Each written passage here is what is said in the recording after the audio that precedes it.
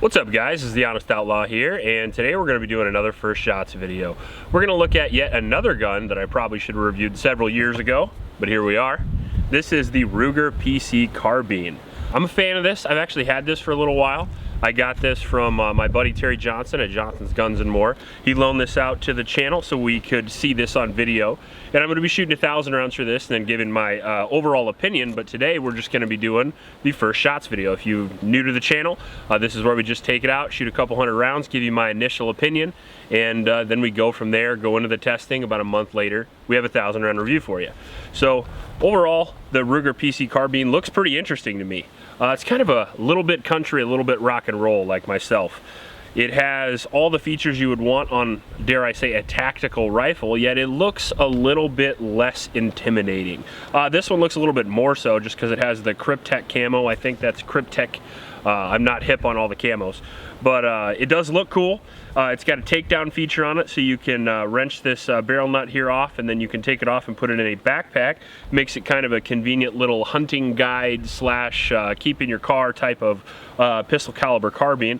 It's got traditional stock. I like that a lot. A lot of people don't like that. A lot of people go straight tactical, straight rock and roll. I like the country aspect of it a little bit. It makes it look less intimidating, and it does make it look just easier to use overall for people who are used to traditional rifles. On top of that, it makes it legal in places where something like a pistol grip is not. This one does come with the fluted barrel, which I like. Comes with a threaded muzzle. I think it's 1/2, so it should fit all of these standard brakes. We might try one out for a review. I got a couple of 9mm brakes and flash hiders and whatnot running around the house.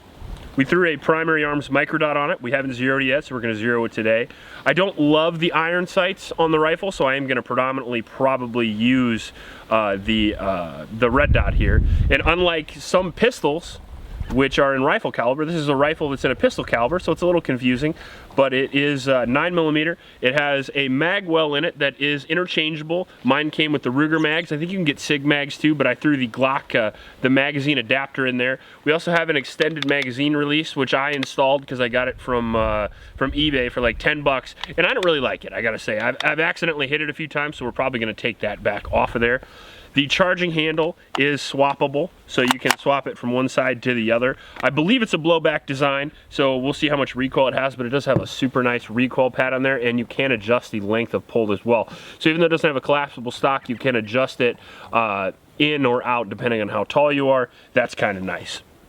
Overall, for the price these things are, I think they're a handy little carbine, make a great self-defense gun, make a pretty decent hunting gun for small game as well. I've shot plenty of rabbits in my life with 9mm. People say you can't do that. Trust me, I've done it. I think it's going to be an awesome little plinking gun that has magazine compatibility, making it a pretty great gun for today's scarcity as well. If you haven't been able to find mags for a certain thing, you could buy a different mag adapter and throw that in there. So, pretty cool little gun. Let's go check it out.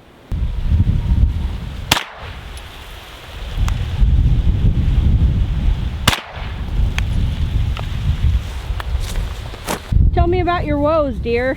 So I've accidentally dropped this magazine with this magazine release like I think 5 times since we've been on the range already, and I think I've shot 5 shots. It's pretty hilarious to watch.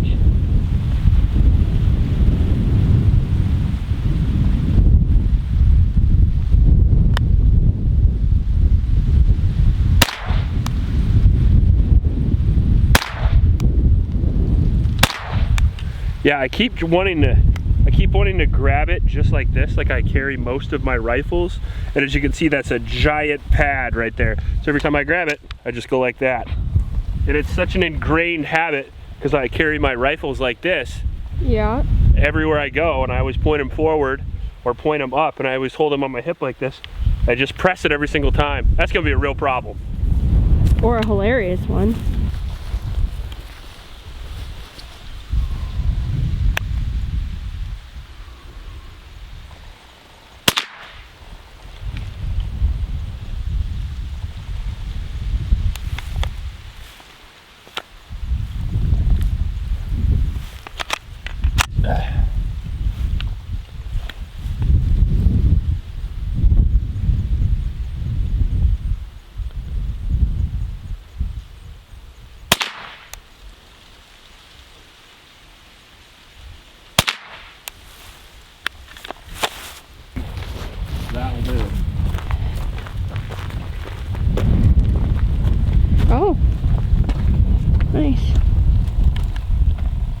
Drop her down 2 and we're good on our 0. Great. All right, so we got her zeroed finally. Didn't take too long. 6-7 rounds, something like that. Couple standing, then I went back and we ended up just being an inch high or so, and then just knocked it down a couple clicks and we should be good to go. I did have some type of malfunction that I couldn't clearly distinguish, and I just racked the charging handle and dumped the round out and went after it. So I'm not sure what that malfunction was, but it was one of the only shots we shot prone, so I wonder if I was pressing on the magazine. A lot of slop in the magazine here, and when you monopod on an AR-15 magazine, everything's compatible, everything's good to go, and there isn't any issues. I wonder if monopodding on that magazine caused some failures. So what we're gonna have to do here in a little bit is, after we shoot up close and make sure the gun works well standing, I'll go back there again, lay on the ground and pop half a mag off and see if we can induce some malfunctions pushing back and forth.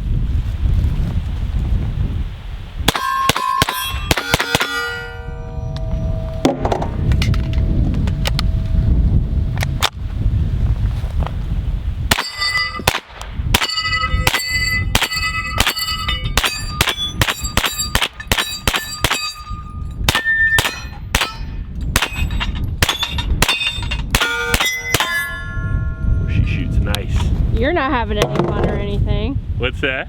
You're not having any fun with that or anything. Oh, not at all.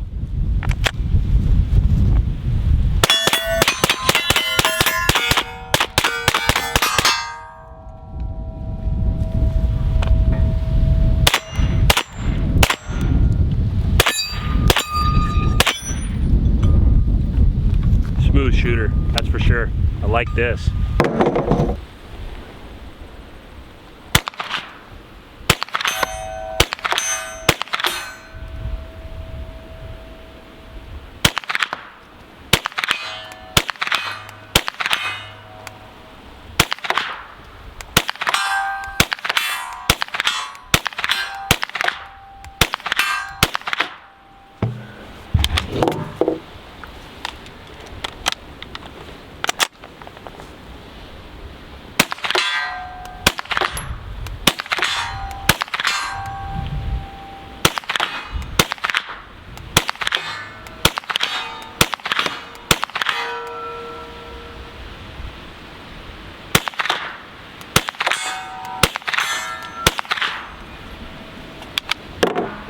All right, so now what we're gonna do is do a little prone, and while I'm shooting, I'm gonna rock back and forth a little bit and see if I can induce a malfunction.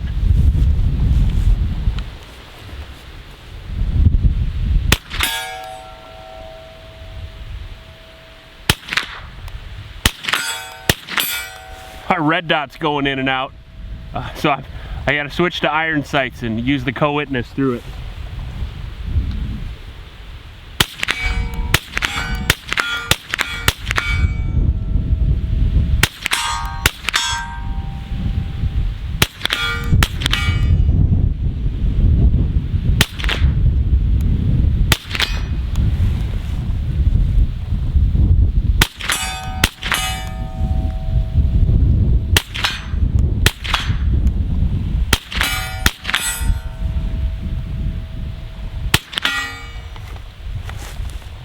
No problems.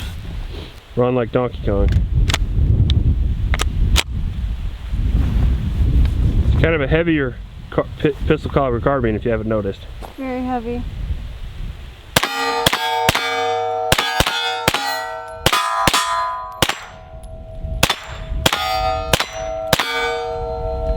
Try to hit some of the little stuff if you can. There you go.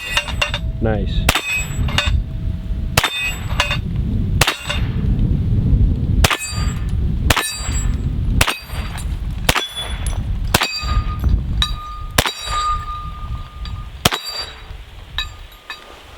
I like that too.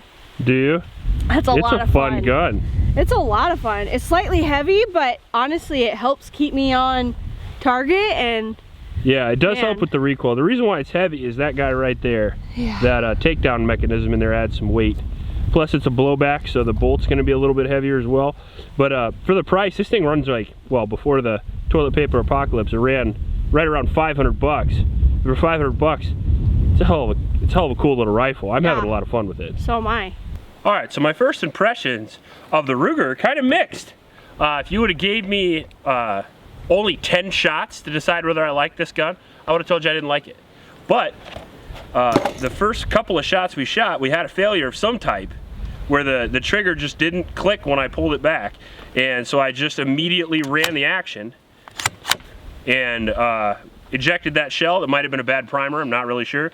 After that, we shot 200 or so rounds, 250 or so, and had no failures.